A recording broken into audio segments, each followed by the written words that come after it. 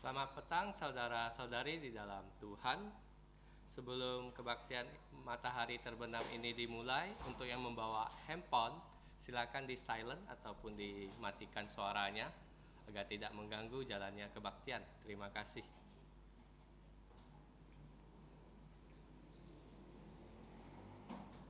Mari kita buka kebaktian ini dengan pujian nomor 1, Tuhan berada di bait sucinya.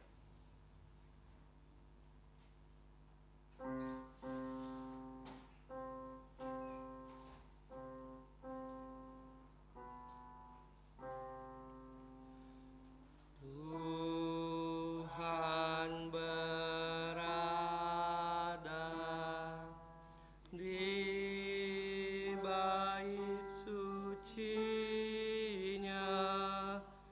semua orang di hadapan Tuhan sujudlah, berdiam diri, sembah sujud. Amin. Mari kita bersatu teduh. Saat teduh diambil dari Filipi pasal 4 ayat 7. Damai sejahtera Allah yang melampaui segala akal akan memelihara jantung dan pikiranmu dalam Kristus Yesus. Amin. Saudara-saudari, mari kita bangkit berdiri dan menyanyikan pujian nomor 11, Terpujilah Nama Allah. Pujian nomor 11, Terpujilah Nama Allah.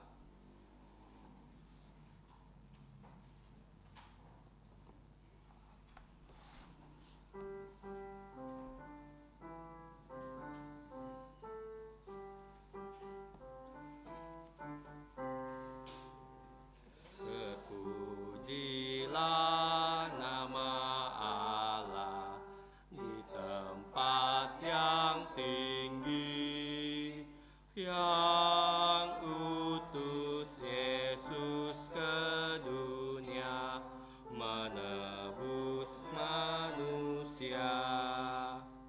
Puji namanya, tiru sifatnya, semuanya karyanya. Puji namanya, tiru sifatnya, mari saksikan karyanya. Nama Yesus penuh kuasa atas segalanya, duduk di atas tahtanya, disembah malaikat.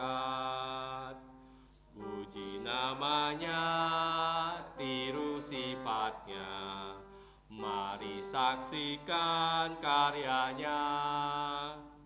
Puji namanya, tiru sifatnya, mari saksikan karyanya.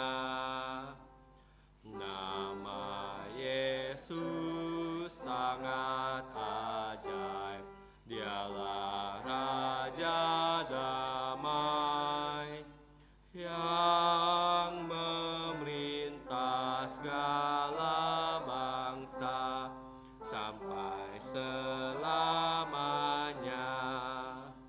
Puji namanya, tiru sifatnya, mari saksikan karyanya. Puji namanya, tiru sifatnya, mari saksikan karyanya. Saudara-saudari, kita tetap bangkit berdiri. Mari kita masuk dalam doa. Allah Bapa kami di sorga, kami datang ke tatamu yang kudus, sekaligus tahta anugerah pengampunan dosa melalui Putra Tunggalmu Tuhan kami Yesus Kristus. Kami berterima kasih karena Engkau memberi kami kesempatan untuk berkebaktian pada hari ini. Kami mohon belas kasihan-Mu mengampuni dosa-dosa kami sehingga kami dilayakkan datang ke hadirat-Mu yang kudus. Mohon roh-Mu menyertai kami sehingga kami dapat menyembah Engkau sesuai dengan kebenaran firman-Mu, supaya setiap acara kebaktian ini berkenan kepadamu dan hanya untuk memuliakan Engkau dan Putra-Mu dan Roh-Mu yang kudus. Dengarkanlah doa kami yang kami ucapkan dengan rasa terima kasih hanya di dalam nama Tuhan Yesus yang telah mengajarkan kami doa Bapa kami. Bersama-sama mari kita berdoa. Bapa kami yang di sorga, dikuduskanlah namamu, datanglah kerajaan-Mu, jadilah kehendak-Mu di bumi seperti di sorga. Berikanlah kami pada hari ini makanan harian kami, dan ampunilah kami akan kesalahan kami, seperti kami juga mengampuni orang yang bersalah kepada kami. Dan janganlah membawa kami ke dalam pencobaan, tetapi lepaskanlah kami dari yang jahat. Karena Engkaulah yang punya kerajaan dan kuasa dan kemuliaan sampai selama-lamanya. Amin. Gloria Patria. Hormat diberi untuk Bapa, Putra, dan Roh Kudus, dari mula sampai sekarang dan seterusnya.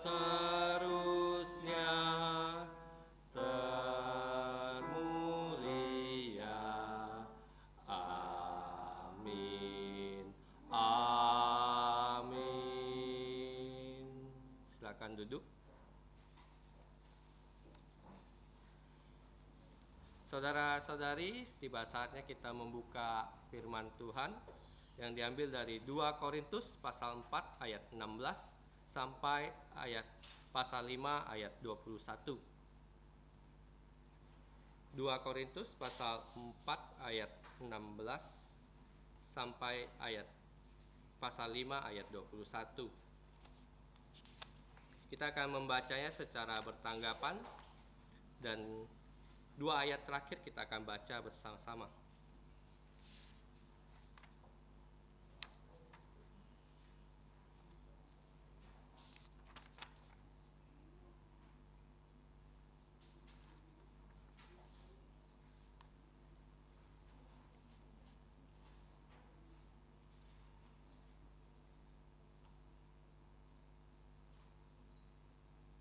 Jika sudah membukanya, mari kita baca.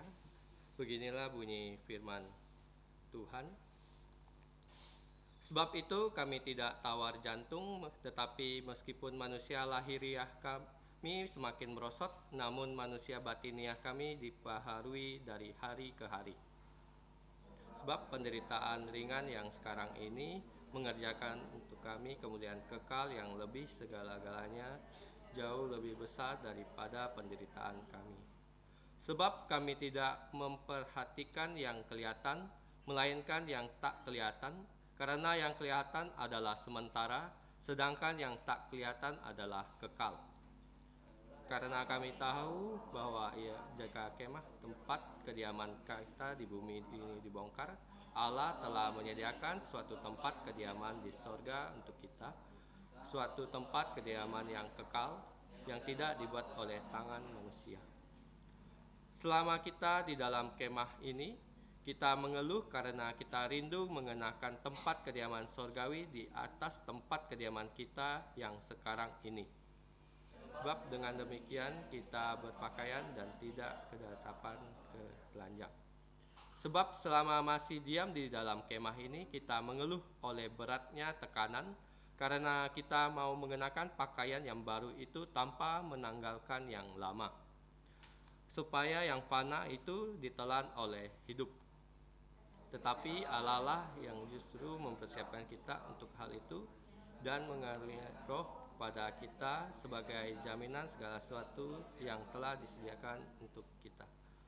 Maka oleh karena itu hati kami senantiasa tabah meskipun kami sadar bahwa selama kami mendiami tubuh ini, kami masih jauh dari Tuhan. Sebab hidup kami ini adalah hidup karena percaya, bukan karena melihat. Tetapi jantung kami tabah dan terlebih suka kami beralih dari tubuh ini untuk menetap pada Tuhan. Sebab itu kami berusaha baik kami diam dalam tubuh ini maupun kami diam di luarnya, supaya kami berkenan kepadanya. Sebab kita semua harus menghadap tahta pengadilan Kristus, supaya setiap orang memperoleh apa yang patut diterimanya sesuai dengan yang dilakukannya dalam hidupnya ini, baik ataupun jahat. Kami tahu apa artinya takut akan Tuhan, karena itu kami berusaha meyakinkan orang untuk Allah. Hati kami hanya terang, dan aku hanya demikian dengan kamu. Dengan ini kami tidak berusaha memuji-muji diri kami sekali lagi kepada kamu, tetapi kami mau memberi kesempatan kepada kamu untuk memegahkan kami, supaya kamu dapat menghadapi orang-orang yang bermegah karena hal-hal lahiriah dan bukan batiniah. Sebab jika kami tidak menguasai diri, hal itu adalah dalam pelayanan Allah, dan jika kami menguasai diri, hal itu adalah untuk kepentingan kamu. Sebab kasih Kristus yang menguasai kami, karena kami telah mengerti bahwa jika satu orang sudah mati untuk semua orang, maka mereka semua sudah mati. Dan Kristus telah mati untuk semua orang, supaya mereka yang hidup tidak lagi hidup untuk dirinya sendiri, tetapi untuk Dia yang telah mati dan bangkit untuk mereka. Sebab itu kami tidak lagi menilai seorang juga pun menurut ukuran manusia, dan jika kami pernah menilai Kristus menurut ukuran manusia, sekarang kami tidak lagi menilainya demikian. Jika siapa yang Kristus adalah penciptaan baru, yang lama sudah berlalu, sesungguhnya yang baru sudah datang. Dan semuanya ini dari Allah, yang dengan perantaraan Kristus telah mendamaikan kita dengan dirinya, dan yang telah mempercayakan pelayanan pendamaian itu kepada kami. Sebab adalah dengan dirinya oleh Kristus, dengan tidak memperhitungkan pelanggaran mereka, Ia telah mempercayakan berita pendamaian itu kepada kami. Sama-sama. Jadi kami ini adalah utusan-utusan Kristus, seakan-akan Allah menasihati kamu dengan perantaraan kami. Dalam nama Kristus kami meminta kepadamu, berilah dirimu diamalkan oleh Allah. Dia yang tidak dosa telah dibuatnya menjadi dosa karena kita, supaya dalam Dia kita dibenarkan oleh Allah. Amin. Puji Tuhan untuk saudara-saudari yang telah membaca, mendengarkan, dan menjalankan firman Tuhan. Untuk membalas firman yang sudah kita bacakan, mari kita menyanyikan sebuah pujian. Pujian nomor 144, Firman Hidup. Pujian nomor 144, Firman Hidup.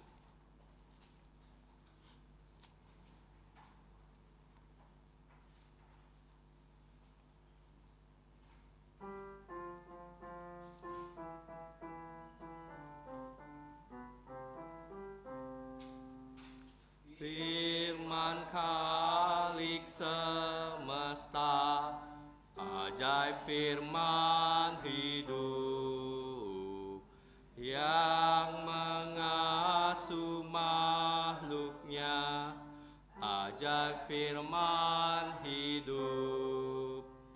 Bimbingannya tepat untuk orang sesat, firman indah, firman ajaib, firman yang beri hidup. Firman indah, firman ajaib, firman yang beri hidup.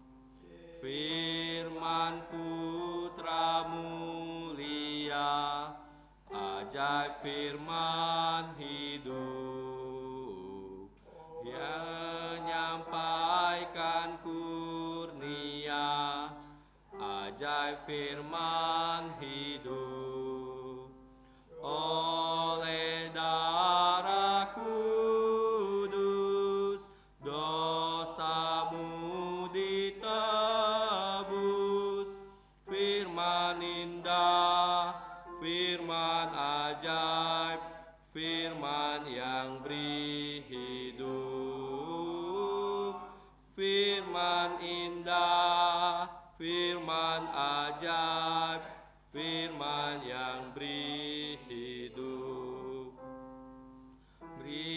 beritakanlah Injilnya, ajaib firman hidup, yang beri damai sentosa, ajaib firman hidup. Yesus Kristus Tuhan, yang beri pengharapan, firman indah, firman ajaib, firman yang beri hidup,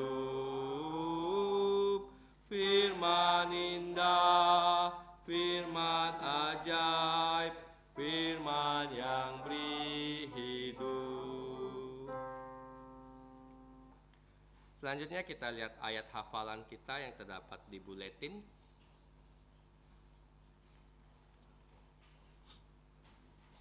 Yang diambil dari 2 Korintus pasal 5 ayat 17.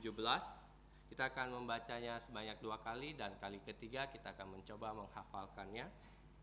Mari kita baca bersama-sama. 1, 2, 3. 2 Korintus pasal 5 ayat 17. Jadi siapa yang ada di dalam Kristus, ia adalah ciptaan baru. Yang lama sudah berlalu, sesungguhnya yang baru sudah datang. Sekali lagi kita baca bersama-sama. 3, 2, 1. 2 Korintus pasal 5 ayat 17. Jadi siapa yang ada di dalam Kristus, ia adalah ciptaan baru. Yang lama sudah berlalu, sesungguhnya yang baru sudah datang. Saya akan memberi waktu untuk kita mencoba menghafalkannya.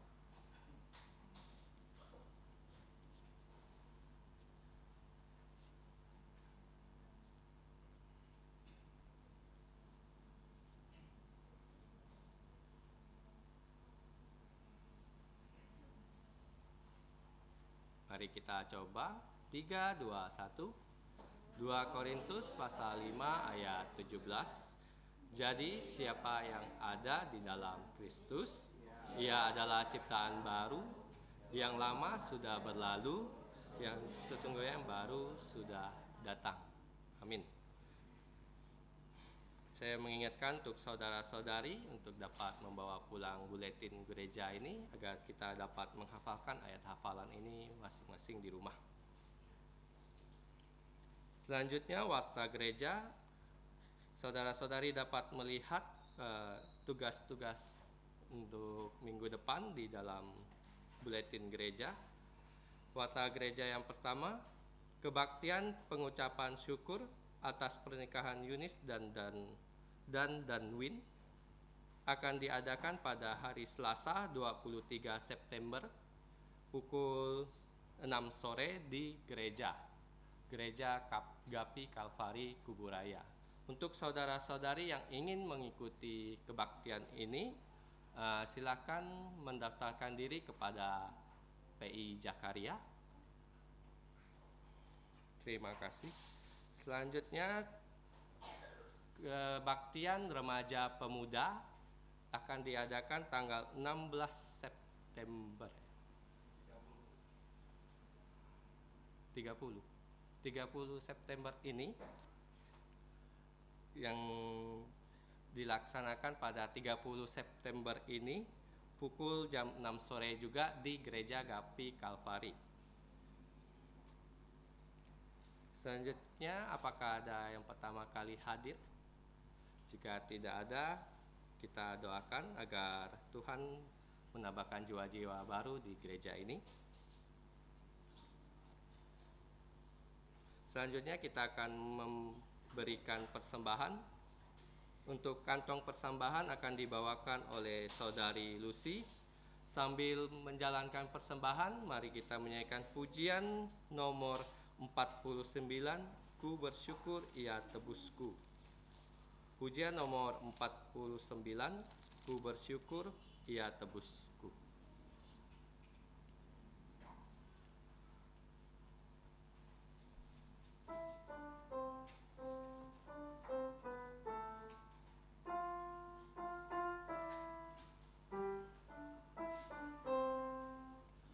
Ku bersyukur tebusku, ku diberi berkat limpah. Ku bersyukur Ia sertaku dan beriku anugerahnya. Ku bersyukur saat indah atau saat susah pun, air mataku dihapusnya, damai di jantungku. Ku bersyukur Ia dengarku, meskipun tak terkabul. Waktu badai menerpaku, anugerahnya melimpah. Meski susah atau duka, Ia beriku penghiburan.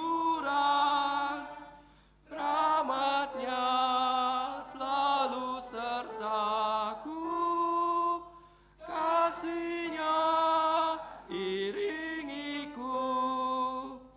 Ku bersyukur bunga mawar, meskipun ia berduri.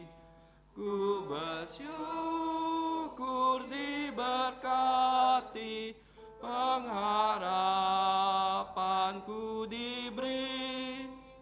Ku bersyukur senang susah, damai di jantungku. Ia berikan pengharapannya, ku bersyukur selamanya. Saudara-saudari, mari kita bangkit berdiri dan menyanyikan doksologi.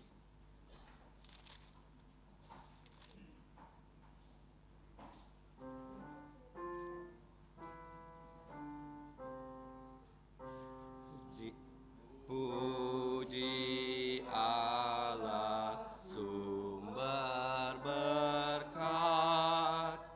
Puji Dia semua ciptaannya. Puji Dia para malaikat, Bapa, Putra, dan Roh Kudus. Amin. Mari kita berdoa. Bapa kami di sorga, kami menyerahkan persembahan kami, kiranya Engkau berkenan menerimanya. Pakailah persembahan ini untuk kemuliaan nama-Mu dalam pelayanan dan perluasan kerajaan-Mu di muka bumi. Berkatilah saudara-saudari yang telah membawa persembahan ini, khususnya anak-anak-Mu yang uangnya berasal dari orang tua mereka, supaya semua keluarga kami dapat percaya Tuhan Yesus dan diselamatkan. Ajarlah kami melayani Engkau sebagai korban hidup yang memuliakan nama-Mu. Demikianlah kami berdoa dan berterima kasih hanya di dalam nama Tuhan Yesus. Amin. Silakan duduk. Untuk anak-anak silakan menuju tempat sekolah minggu.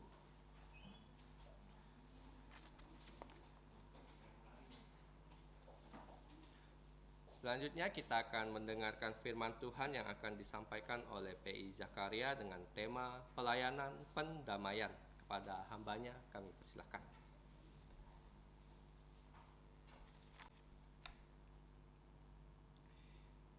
Saya ucapkan selamat petang untuk saudara-saudari yang saya kasih di dalam Tuhan Yesus Kristus. Kita bersyukur kita bisa kembali dalam kebaktian matahari terbenam. Saya mengajak saudara-saudari untuk membuka kembali ayat yang akan kita renungkan di 2 Korintus pasal yang kelima. Namun kita hanya akan membaca ayat ke-18 dan 19. 2 Korintus pasal yang kelima ayat 18-19 kita akan baca bersama-sama. 1, 2, 3. Dan semuanya ini dari Allah yang dengan perantaraan Kristus telah mendamaikan kita dengan dirinya, yang telah mempercayakan pelayanan perdamaian itu kepada kami. Sebab Allah mendamaikan dunia dengan dirinya oleh Kristus dengan tidak memperhitungkan pelanggaran mereka. Ia telah mempercayakan berita perdamaian itu kepada kami. Amin. Kiranya Tuhan memberkati pembacaan firman Tuhan hari ini. Sebelum kita merenungkan firman Tuhan, mari kita berdoa. Bapa kami yang ada di surga, Bapa sumber hikmat kami semua, kami bersyukur bahwa kami telah membaca firman-Mu, dan firman-Mu sudah terbuka di hadapan kami. Dan kami ingin mohon Kau yang menolong kami semua saat kami merenungkan firman-Mu saat ini.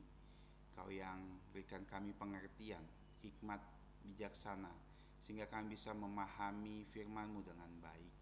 Dan kiranya Engkau yang tolong kami juga supaya kami diberikan tekad untuk bisa melakukan firman-Mu dan mewartakan firman-Mu.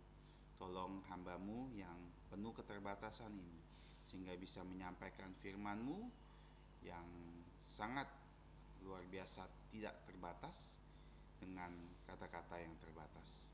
Kami menyerahkan semua ini ke dalam tangan-Mu.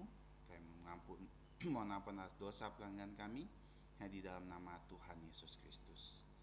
Amin.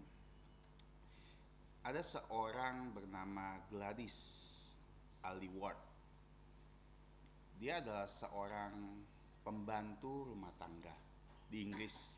Namun dia punya keinginan untuk melayani Tuhan Yesus.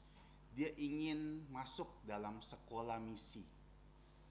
Zaman itu sekolah misi tidak mau menerima dia. Kenapa? Karena dianggap dia tidak terlalu pintar. Jadi dia tidak bisa masuk dan dia hanya seorang pembantu rumah tangga. Tapi keinginannya sangat kuat. Tuhan telah mendorong dia, memberi dia tekad untuk menyisakan uang-uang sen dia dari dia bekerja sebagai asisten rumah tangga di Inggris, dan dia kumpulkan untuk membeli tiket ke Tiongkok. Dan dia saat itu naik kereta Trans Siberia.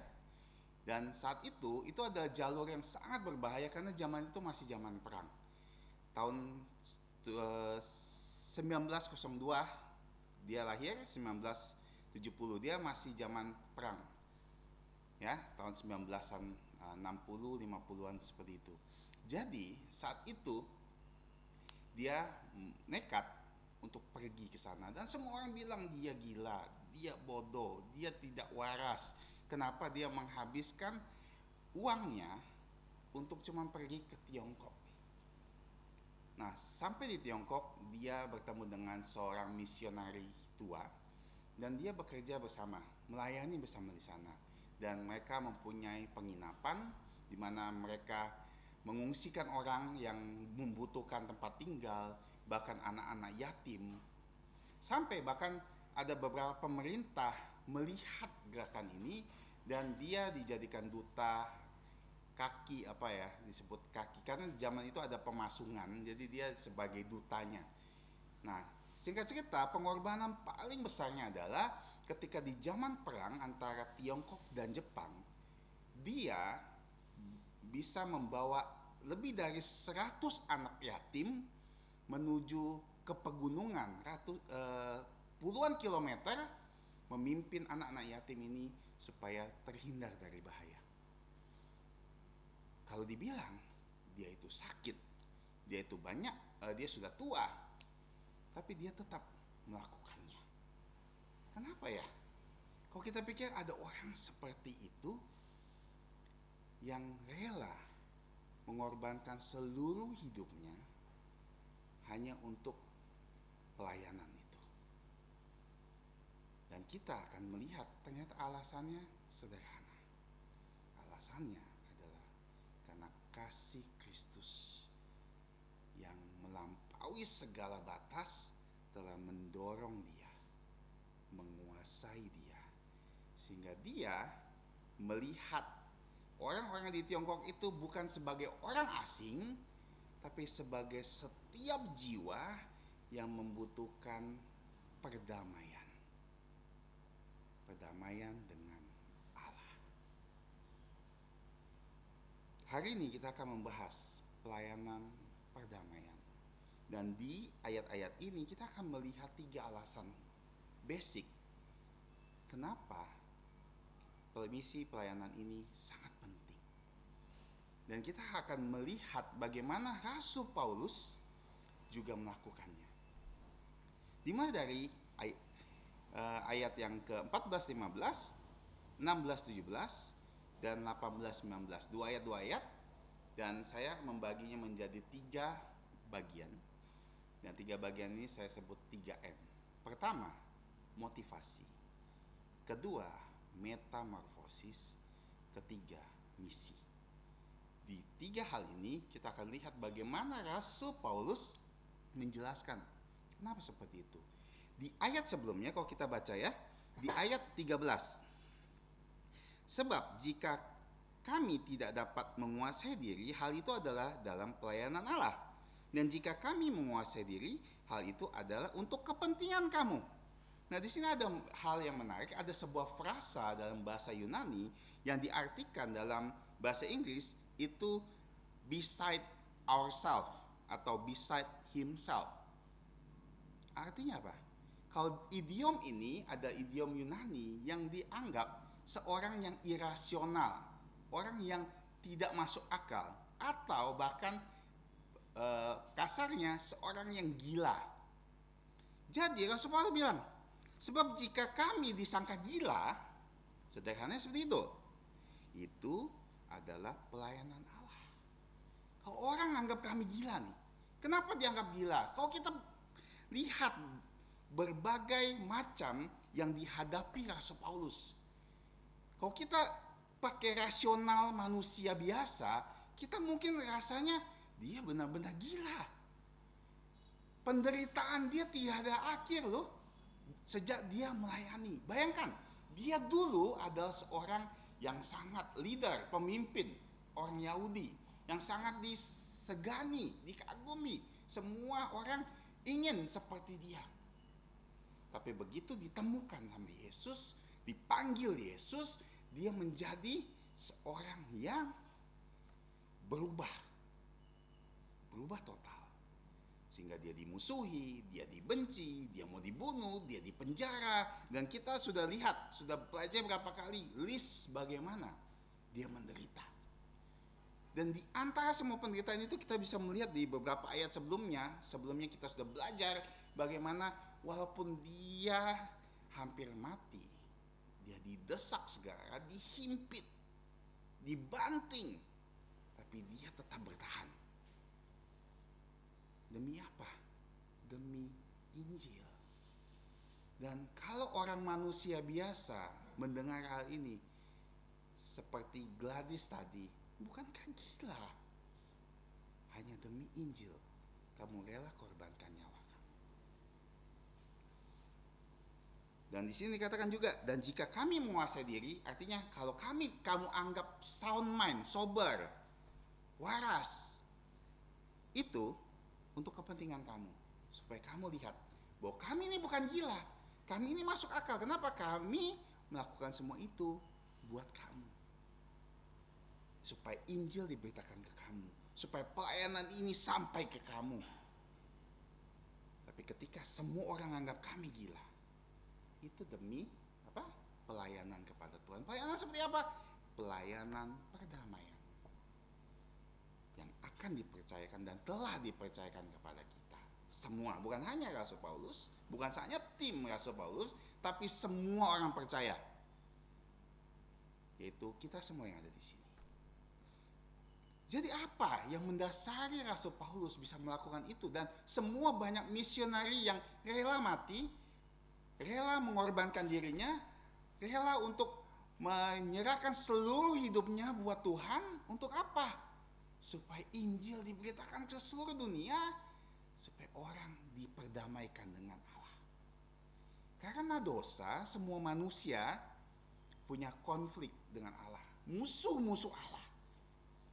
Ya, semua kita manusia musuh-musuh Allah karena dosa kita. Dan Tuhan harus menghukum dosa. Tapi Tuhan punya kasih. Kasih Allah dinyatakan dengan apa? Dengan mengaruniakan putranya untuk ke dunia. Dan bagaimana dengan kasih Kristus? Karena di sini dijelaskan ayat 14. Sebab kasih Kristus. Di Yohanes 3:16, kasih Allah. Ini secara spesifik dikasih tahu bahwa sebab kenapa kami seperti itu? Kenapa kami dianggap gila tapi kami tetap melakukan pelayanan kami? Sebab kasih Kristus menguasai kami. Kata menguasai ini berasal dari kata didorong bersama-sama atau dieratkan bersama-sama. Jadi kasih Kristus mendorong Rasul Paulus melakukan semua yang dianggap dunia gila. Dianggap dunia bodoh. Kenapa? Karena kasih Kristus. Inilah motivasi terbesar dari orang percaya. Motivasi terbesar kenapa kita harus memberitakan Injil. Kenapa? Karena kasih Kristus. Seperti apa kasih Kristusnya? Di sini dijelaskan. Di ayat 15 di 14. Karena kami mengerti bahwa jika satu orang sudah mati untuk semua orang, maka mereka semua sudah mati. Dan Kristus telah mati untuk semua orang, supaya mereka hidup, tidak lagi hidup untuk dirinya sendiri, tetapi untuk Dia yang telah mati dan telah dibangkitkan untuk mereka. Sederhananya apa? Sederhananya Tuhan Yesus sudah mati untuk dosa-dosa kita. Itulah kasih Kristus. Sehingga harusnya kita mati, kita hidup. Dan hidup kita bukan hidup kita lagi, sudah milik Kristus. Jadi maka dikatakan supaya mereka yang hidup, kita yang hidup, tidak lagi hidup untuk diri kita sendiri, tetapi untuk Kristus. Kalau kita ingat Roma 12 ayat 1-2. Demi kemurahan Allah, aku menasihatkan kamu supaya kamu mempersembahkan siapa? Korban hidup. Kenapa korban hidup? Korban kan harusnya mati, tapi hidup. Kenapa? Karena Kristus mati supaya kita hidup. Sisanya kita jadi korban hidup. Kita yang mati, tapi kita hidup untuk Kristus. Kenapa? Karena intinya nyawa kita, hidup kita sudah milik Kristus, bukan milik kita lagi. Jadi Dialah yang menguasai kita. Dan kasih Kristus ini adalah motivasi terbesar kita hidup dan melayani. Jadi kalau ada pertanyaan, kenapa kita harus repot-repot melayani Tuhan? Kita mengorbankan waktu kita buat Tuhan. Untuk apa? Karena kasih Kristus. Karena kita bukan hidup untuk diri kita sendiri. Hidup untuk Kristus. Apa yang motivasi kita untuk melakukan semuanya? Untuk melayani, untuk hidup, untuk melakukan segala aktivitas. Apa yang motivasi kita? Kasih Kristus. Itu harus menjadi motivasi utama kita melayani. Karena di tempat lain, maksudnya di hal-hal lain, untuk motivasi yang lain, itu tidak akan pernah membuat kita kuat. Contohnya, kalau motivasi kita popularitas, kita mau jadi populer, kita mau jadi terkenal, motivasinya itu kita akan kecewa. Karena ketika kita tidak populer, kita meninggalkan Tuhan. Motivasi kita mau kaya, supaya kalau saya melayani, saya bisa kaya. Ketika kita gagal, tidak bisa kaya, kita akan kecewa. Karena motivasinya itu. Seperti apa motivasi kita melayani? Apa motivasi kita datang ke gereja? Kenapa kita harus ke gereja? Oh, disuruh sama pendeta. Oh, diajak sama keluarga. Apa motivasi kita untuk datang berkebaktian tiap hari Minggu, tiap hari Sabat? Apa motivasi kita? Harus satu, kasih Kristus yang menguasai kita. Karena kita sangat-sangat bersyukur karena Kristus sudah mati buat kita. Karena kita tadinya akan dilempar ke neraka, kita diberikan kesempatan untuk bisa ke surga. tadi kita harus dihukum, tapi kita malah akan memerintah bersama Kristus. Kenapa? Karena Kristus telah mati untuk semua dosa-dosa manusia. Makanya motivasi apa? Motivasi apa kita melayani? Bukan yang lain. Kasih Kristus. Seperti Rasul Paulus. Rasul Paulus bilang, sebab kasih Kristus menguasai kami, mendorong kami, menguatkan kami. Jadi walaupun dia harus menderita, seperti tadi tokoh yang saya bilang Gladys ini, dia harus melakukan banyak hal, meninggalkan kenyamanannya karena kasih Kristus, karena dia merasakan kasih Kristus. Pernah gak kita mengalami satu kejadian di mana kita hampir mati dan ada orang mau nolong kita, dan gara-gara orang itu kita tertolong jadi tidak mati misalnya? Gimana kita mengucapkan rasa terima kasih sama orang ini? Kita pasti sangat berterima kasih. Kenapa? Karena telah ditolong. Itu baru nyawa kita loh. Gimana seluruh hidup kita Tuhan sudah tolong? Gimana kita mengucapkan terima kasih? Ingat ya, kita tidak pernah bisa membalas kasih Tuhan. Terlalu banyak. Kadang-kadang kita mendengar bagaimana kita membalas kasih Tuhan. Kita tidak pernah bisa membalas, nggak pernah cukup. Apapun yang kita lakukan nggak pernah cukup. Tapi karena kasih kita kepada Kristus, kita akan lakukan yang terbaik. Karena kita mengasihi. Karena kasih itu adalah motivasi terbesar. Kita ingat cerita dari Yakub waktu dia disuruh menikahi Rahel, dan Laban bilang sama dia, kamu kerja 7 tahun dulu, baru saya nikahkan dengan Rahel. Apa yang di Alkitab catat? Karena kasih, Yakub bekerja 7 tahun seperti beberapa hari saja. Nah, kenapa? Karena cintanya. Karena kasih Tuhan kepada kita, harusnya kita bisa melakukan yang lebih luar biasa lagi. Termasuk pelayanan yang difokuskan sini ada pelayanan perdamaian. Kenapa? Karena kita mengasihi, karena kita sudah pernah ditolong, kita juga harus menolong. Berapa minggu lalu, waktu kami penginjilan, kami bertemu dengan ke rumah saudara senior Anyuk, dan di situ ada cucunya, dan cucunya nanya sama saya, kalian ini ngapain sih datang, memang suka datang-datang gak ke sini gitu. Dia nanya, penginjilan tuh apa maksudnya, ngapain kalian datang-datang sini. Saya jelaskan lah, kalau ada sesuatu yang baik, saya harus kasih tahu sesuatu yang baik. Kalau kamu terima, kamu dapat kebaikannya. Kalau enggak, ya sudah. Sederhana itu saya jawabnya. Tapi kalau kita lihat lagi di sini, karena kita mengasihi Yesus, kita pergi mengabarkan Injil. Karena kasih Yesus sudah begitu besar kepada kita, kita tidak ada cara lain. Kita harus pergi. Kenapa? Karena ada motivasi kedua. Maksudnya ada alasan kedua. Metamorfosis di ayat 16-17. Di sini katakan 16, sebab itu kami tidak menilai atau menjudge, menghakimi seorang juga menurut ukuran manusia. Dan jika kami pernah menilai Kristus menurut ukuran manusia, sekarang kami tidak lagi demikian. Jadi siapa di dalam Kristus? Ia adalah ciptaan baru, yang baru sudah berlalu, sesungguhnya yang lama sudah berlalu, sesungguhnya yang baru sudah datang. Apa argumen dari Rasul Paulus di sini? Sederhana gini. Dulu memang Rasul Paulus memandang dengan cara daging, dengan kedagingan, seperti Yesus Kristus. Dia pernah memandang secara daging. Yesus Kristus dari Nazaret, itu saja. Seorang nabi besar, itu saja. Tapi setelah kebangkitan Kristus, dia memandangnya bukan secara jasmani, tapi secara rohani.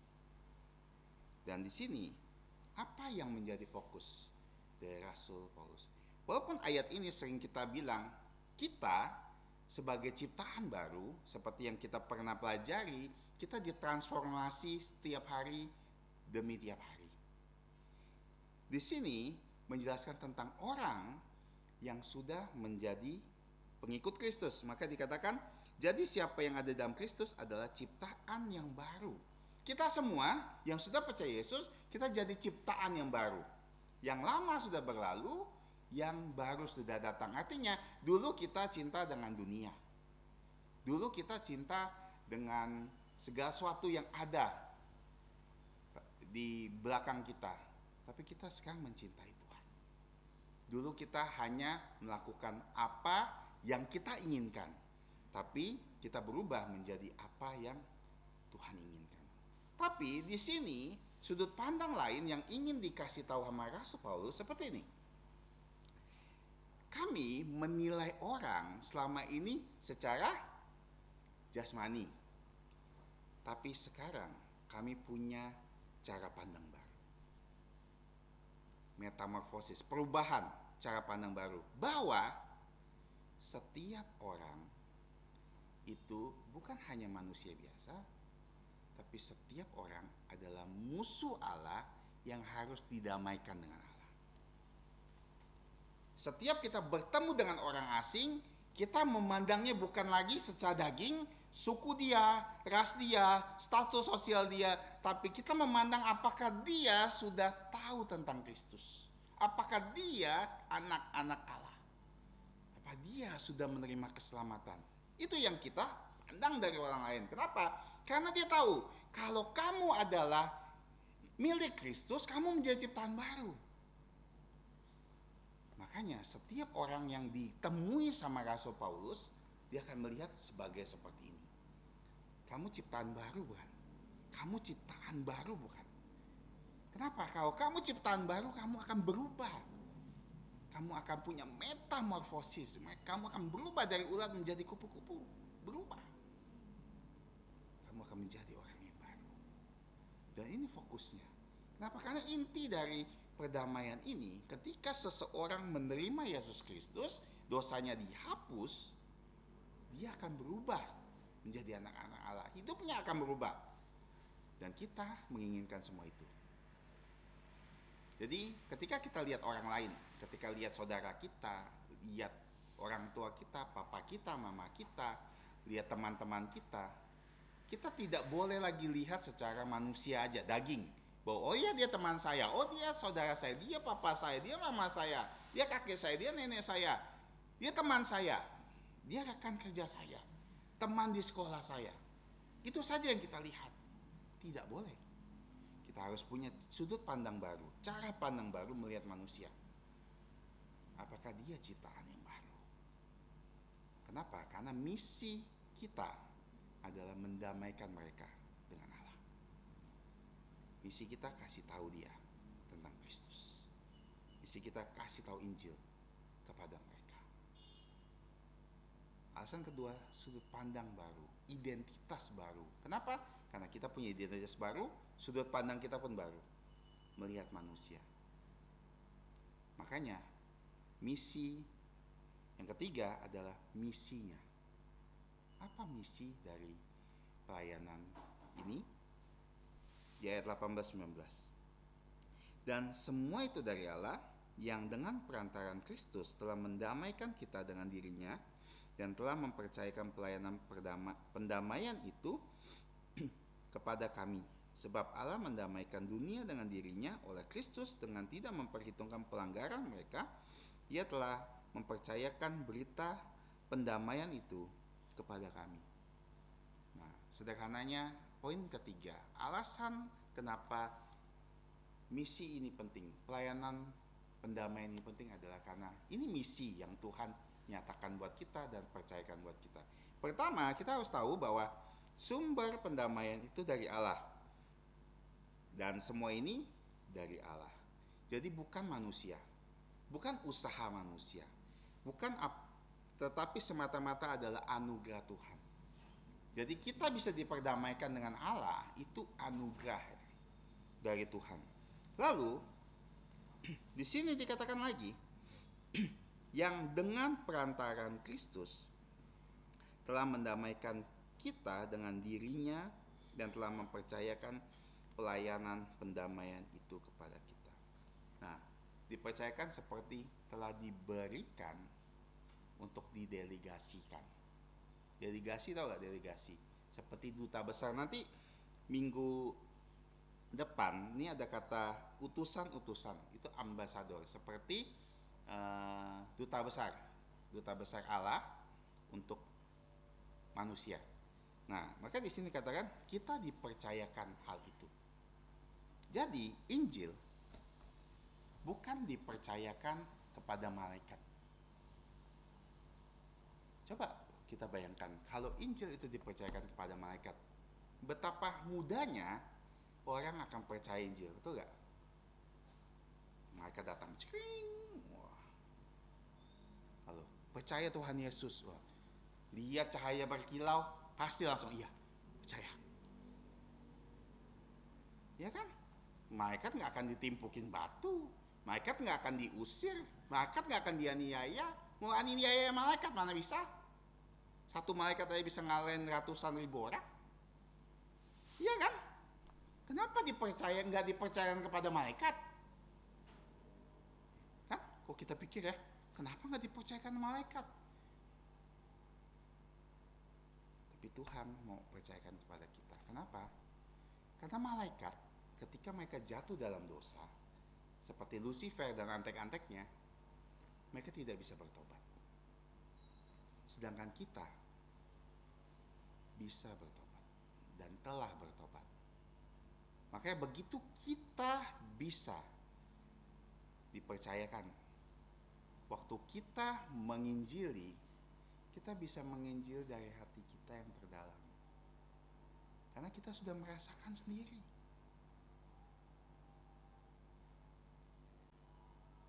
Kalau kita seperti yang selalu kita pernah ilustrasi, kalau kita tahu obat yang bagus, kita akan rekomendasi orang itu ketika kita sendiri ngalamin obat itu bagus. Betul gak? Misalnya kita sakit kepala terus kita minum obat ini, obat yang lain gak pernah kita makan, obatnya langsung sembuh. Wah, makan lagi, sakit lagi, langsung sembuh. Kita ceritakan ke teman kita, oh rekomen banget. Kita jelaskan. Kenapa? Karena kita merasakan sendiri. Kalau kita tidak merasakan Injil itu kena ke kita dulu, kita belum diselamatkan, gimana kita bisa menginjil orang? Kita aja tidak pernah mengalami itu. Makanya dipercayakan kepada siapa? Kepada manusia, kepada anak-anak Allah, kepada pengikut-pengikut Kristus, orang-orang Kristen. Kenapa? Supaya ketika disampaikan dengan kelemahan kita, dengan keterbatasan kata-kata kita, Tuhan akan tolong kita. Kita tahu betapa rapuhnya kita. Waktu kita ngomong, kita terbata-bata, kita bergegar, kita takut. Itu yang terjadi. Kenapa? Dipercayakan kepada kita. Saya punya kesaksian 2 tahun lalu waktu saya ke Singapura, 2 tahun lalu ya. Waktu saya ke Singapura, baru pertama kali saya di FEBC, di sekolah kitab, ada penginjilan setiap hari Rabu. Cuman spesial sekali waktu terakhir kali, saya kan jadi leader di penginjilan itu. Ini paling spesial karena 2 semester betul-betul. Enggak, semester kedua, terutama semester keduanya. Saya pergi ke satu daerah, saya lupa namanya. Dalam satu masaran, dalam satu semester, ada 3 kali kami bertemu dengan orang yang berbeda. Dan sekali saya yang menghadapinya sendiri. Dan dia mau melaporkan saya ke polisi. Dia bilang sama saya, berhenti kamu, saya laporkan ke polisi. Dia bilang. Saya cuma bilang, saya cuma mau kasih traktat ini, ya makasih kalau ini. Berhenti kamu, berhenti. Bilang teman-teman kamu jangan di sini. Takut, bergegar, takut. Tapi Tuhan kasih kekuatan. Takut loh, secara manusia takut. Dilaporin polisi, saya kan bukan orang Singapura. Ya takutlah dibilang suruh laporin polisi, dia lebih tahu. Takut. Jangan kasih tahu yang lain, dia kasih tahu, udah stop. pulang kalian semua. Ibu itu bilang itu sama saya. Sampai kedengaran. Takut. Tapi Tuhan kasih keberanian. Setelah pintu itu ditutup, saya ke sampingnya ke tetangganya. Dan puji Tuhan, di tetangganya, justru tetangganya mendengar Injil yang diberitakan. Lihat ya, takut. Kalau kita berhenti, takut. Tapi Tuhan kasih kekuatan. Kenapa? Karena pelayanan. Kita mungkin akan lemah, kita akan takut, kita akan bergegar. Kita akan terbata-bata ngomong. Tapi kalau Tuhan yang kasih kekuatan, itulah kenapa kita dipercayakan. Supaya kita tidak sombong. Kita dipercayakan hal yang sebesar ini loh. Kalau kita sering nonton film superhero kan, wah, satu superhero menyelamatkan banyak orang, wah bangga kan? Bangga. Tapi pernah sadar gak sih ketika kita menjadi duta pendamaian ini, kita seperti hero loh. Kenapa? Kita sedang mengabarkan mereka supaya mereka bisa diselamatkan oleh Yesus. Hero-nya Yesus, cuman kita menjadi dutanya, kita jadi partnernya Yesus. Dan di sini dikatakan lagi, sebab Allah mendamaikan dunia dengan dirinya oleh Yesus, oleh Kristus. Jadi Allah sendiri yang berinisiatif untuk mendamaikan manusia dengan Allah. Dengan melalui siapa? Melalui Kristus, melalui kematian Kristus. Dengan apa juga? Tidak memperhitungkan pelanggaran mereka. Artinya tidak diingat-ingat lagi. Kenapa? Karena Tuhan Yesus telah menanggungnya di kayu salib. Ia telah mempercayakan, ingat ya di sini kata berita pendamaian. Apa berita pendamaian? Injil. Berita pendamaian Injil ini yang dipercayakan. Pekerjaannya apa? Pelayanan pendamaian. Apa yang kita lakukan? Apa yang diteruskan?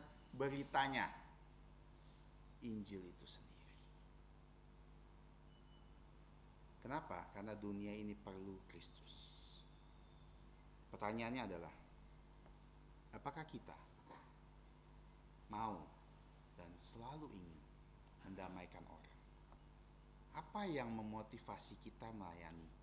Terutama dalam bidang ini, dalam konteks ini, tentang pendamaian. Karena Rasul Paulus, kita sudah belajar ya berapa minggu yang lalu, benar-benar seperti penderitaannya tiada akhir loh. Kok kita lihat. Tapi dia tetap teguh, tetap tabah, tetap berjuang. Kenapa? Karena kasih Kristus. Kasih Kristus yang menguatkan.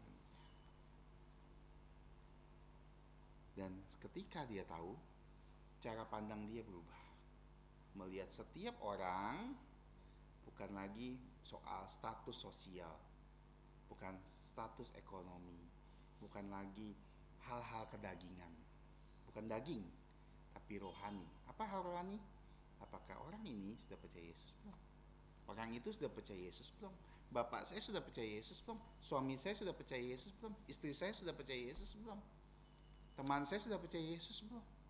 Itu yang kita lihat. Kenapa? Karena kita sudah menjadi ciptaan baru, sudut pandang kita baru, yang lama sudah berlalu.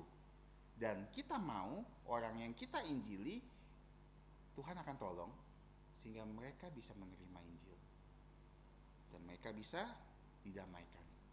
Kenapa? Karena ini dipercayakan buat kita. Berita pendamaian ini dipercayakan buat kita ya.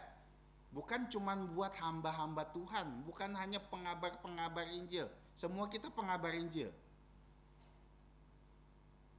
Di tempat kita masing-masing.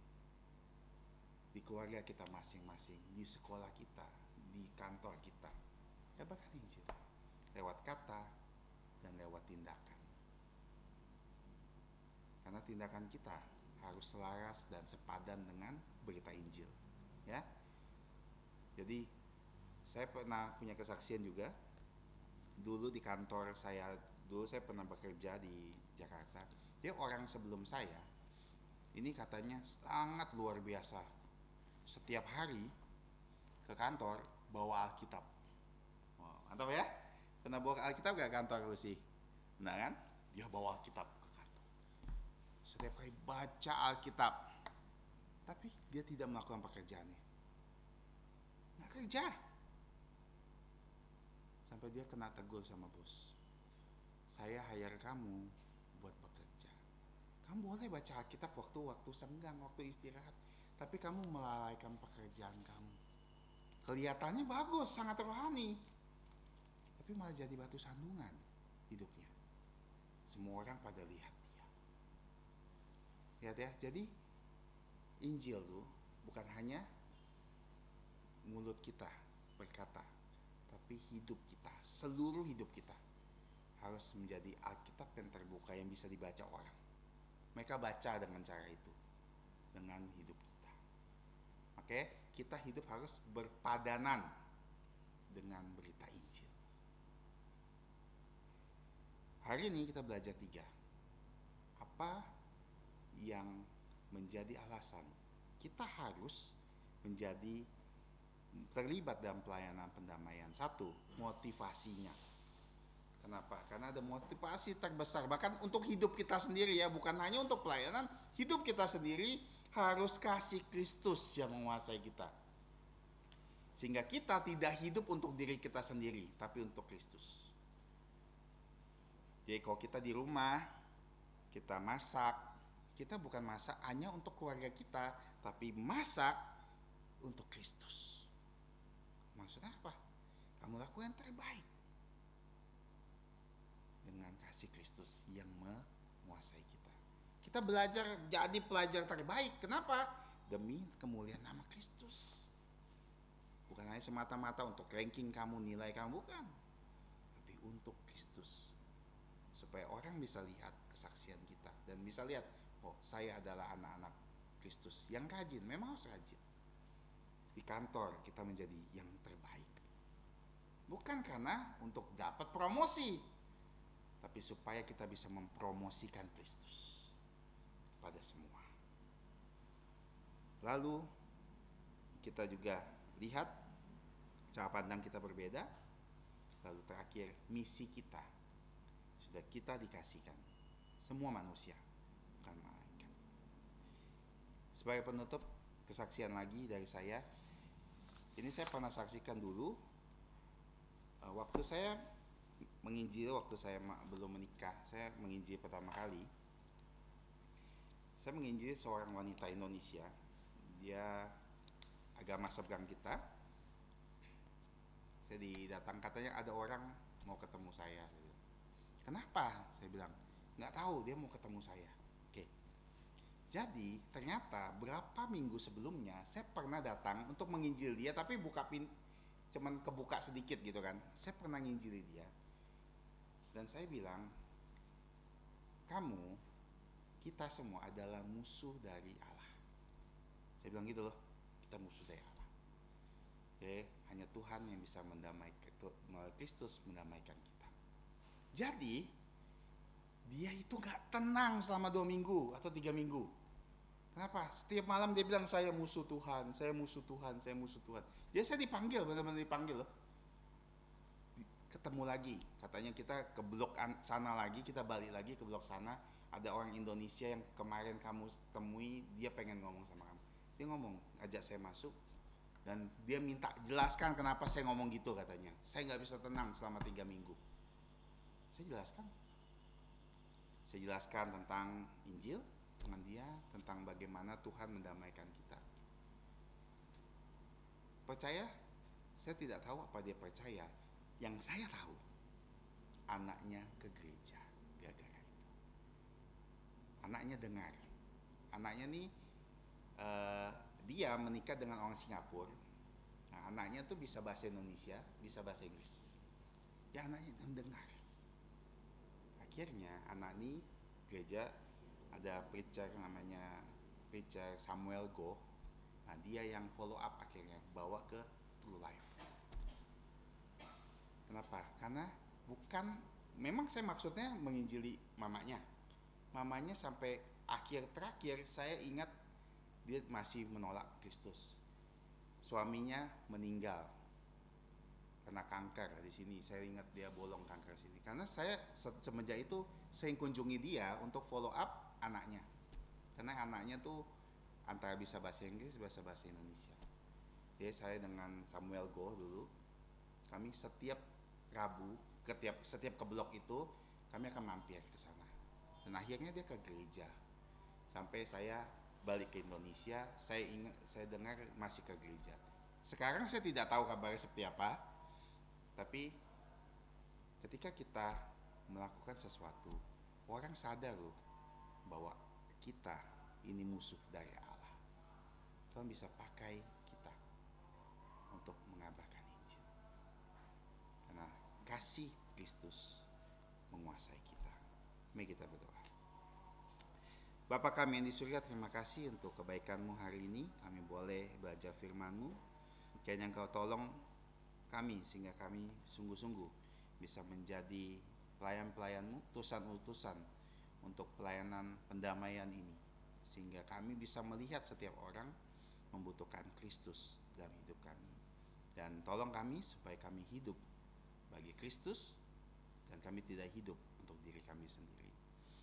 Kami serahkan semua ini ke dalam tangan-Mu.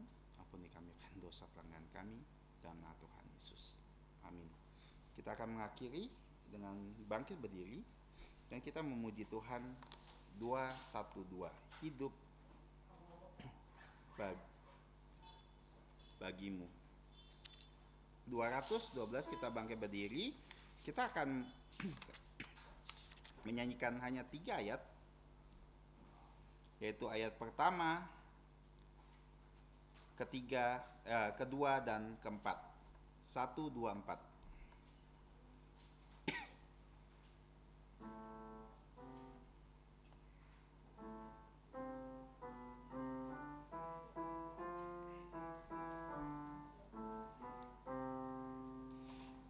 Hidup untukmu, serahkan diriku, seluruh hidupku perkenankanmu, dan ku mau turut kehendakmu, memikul salib, ikut Tuhanku. Oh Yesusku Tuhanku, ku serahkan diriku. Kau rela disalibkan untuk menebusku, dan Engkaulah Tuhanku, tinggal di jantungku sepanjang umur hidupku. Ku serahkan untukmu. Hidup untukmu yang disalibkan. Ayat kedua, mendamaikanku dengan Allahku, dan ku bersyukur kau memanggilku. Ku serahkan semua, ikut Tuhanku. Oh Yesusku Tuhanku, ku serahkan diriku. Kau rela disalibkan untuk menebusku, dan Engkaulah Tuhanku, tinggal di jantungku sepanjang umur hidupku. Ku serahkan untukmu. Ayat keempat, hidup untukmu sepanjang hidupku, senyum wajahmu jadi milikku. Ku mau mencari domba yang sesat,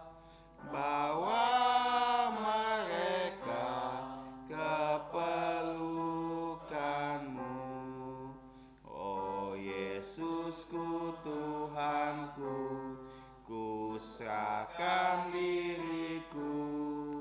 Kau rela disalibkan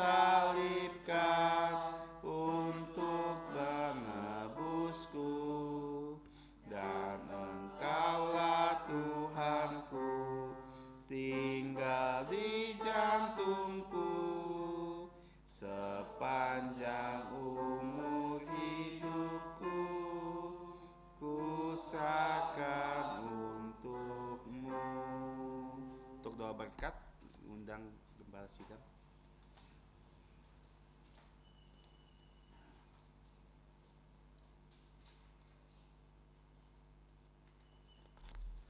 Kita tetap berdiri, mari kita bersatu menerima berkat dari Tuhan kita. Dan untuk Dia yang berkuasa menjaga kamu supaya jangan tersandung, bahkan menempatkan kamu tanpa cacat di hadapan kemuliaannya dengan sukacita besar. Dan untuk satu-satunya Allah bijaksana, Juru Selamat kita, adalah kemuliaan dan keagungan, kekuatan dan kekuasaan dari sekarang sampai selama-lamanya. Amin. Amin. Amin. Amin.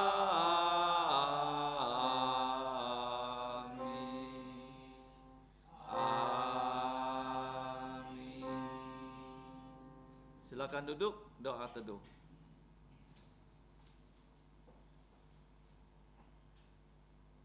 Tuhanmu memberkatimu dan melindungimu.